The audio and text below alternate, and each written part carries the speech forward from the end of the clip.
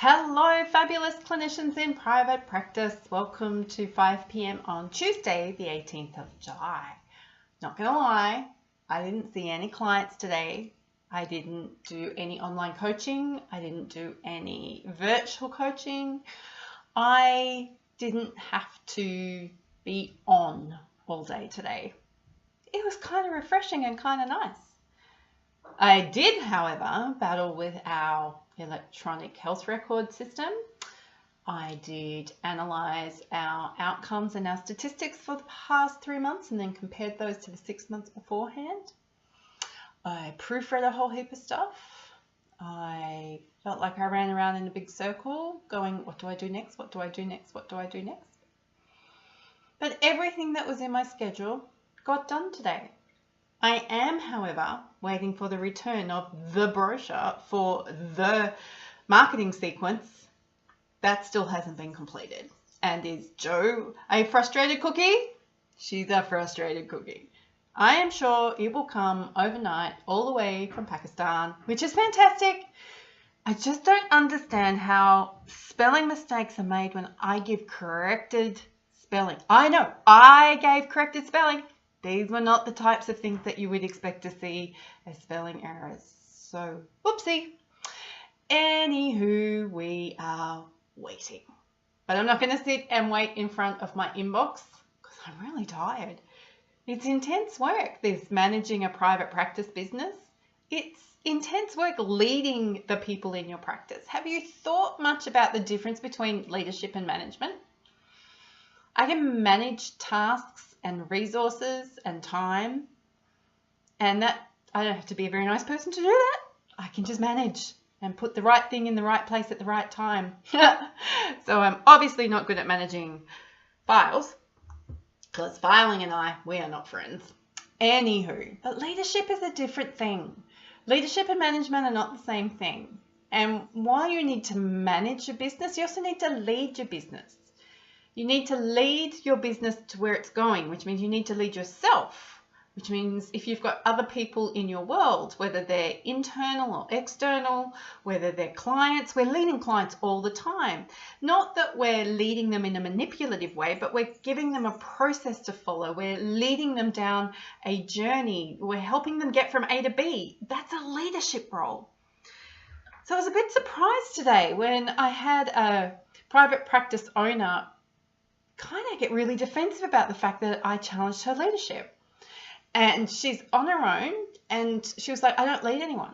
And I'm like, yeah, you do. And a part of the stuff we were struggling with was that she was not leading herself well. She was letting herself down. She wasn't keeping promises to herself. It was easy for people to walk all over her. And some of you might think that's just boundaries. That's just boundaries. But being a good leader means you've got strong boundaries too. I think anyone who's ever tried to manage people before can quickly understand the difference between leadership and management. Management gets people doing what we need them to do, but leadership empowers them to do what we need to do so we don't have to keep managing them. So we need to grow in our leadership, and leadership is something that we can grow into. It's something we can learn more about. It's something that it's not a one-size-fits-all. Some great resources around. John Maxwell is prolific author, writer, thinker on leadership, and his stuff is great and it's simple. It's not some mystical, complicated MBA type of thing that we need to get across. But if you've got a sense that you don't lead anyone yet you work with clients, then you're a bit mistaken. If you're a parent, you're also a leader. Just thought I'd throw that out there. So don't be scared of leadership. Leadership's a good thing.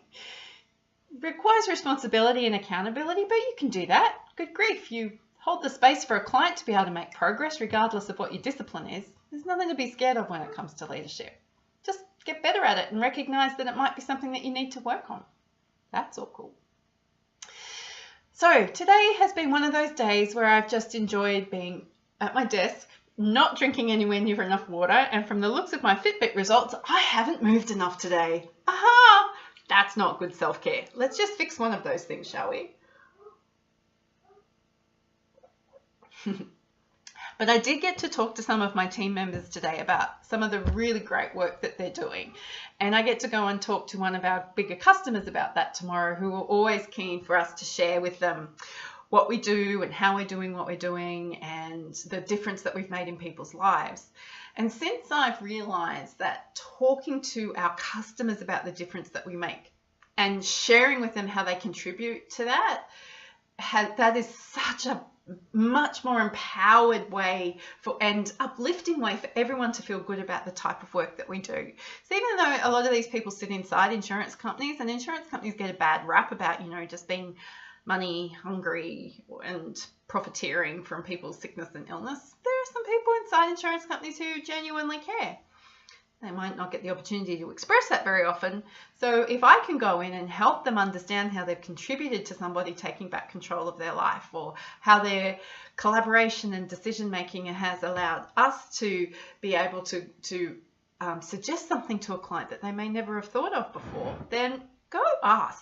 Let's do that, and let's partner with people and bring them along on this journey.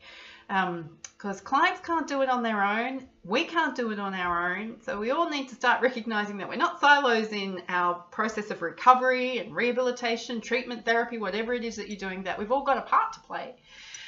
Wish I could go back and tell my new graduate self that, because I was kind of left graduation feeling like I was supposed to know it all. And that if I didn't know it all, then nobody could find out, and I was going to have to quickly go and find out what it all was and then do it all and do it all perfectly. Yeah, I was a bit highly strung and probably not the nicest person to have around. Kind of grew up in Purple Co a bit today as well. I got some, wish I'd prepared them earlier to bring them on the video today. Got some collateral for one of marketing terminology printed at a professional printer as opposed to Joe's in office printer, and really presenting us in a positive light and a professional light and something with excellence that I think these customers and our strategic partners are going to feel proud and say, hey, we partner with Purple Co. Look at the quality of things that they produce. I hadn't understood up until last week, when I was a bit embarrassed by some of the collateral I had tried to give to somebody, that I really wasn't presenting Purple Co as excellently as I could. And to be honest, I just didn't think about it, because most people don't want printed documents or printed material these days. They have soft copies for everything. But then I realized I didn't want to be handing over hard copies that presented me as, cheap and nasty and not thoughtful and not careful. I'm proud of what we do. So having good quality collateral and something to gift people with, I think, is an important way of exercising and demonstrating the brand that is Purple Co. So that's my little, this is private practice for the day. I'm off to the wonderful city of Sydney tomorrow. Whether or not I do a video tomorrow night, I don't do. It's a full day of people tomorrow. Full day. Really, really full day. So I look forward to chatting to you on the next episode of This is Private Practice. Go forth and be awesome.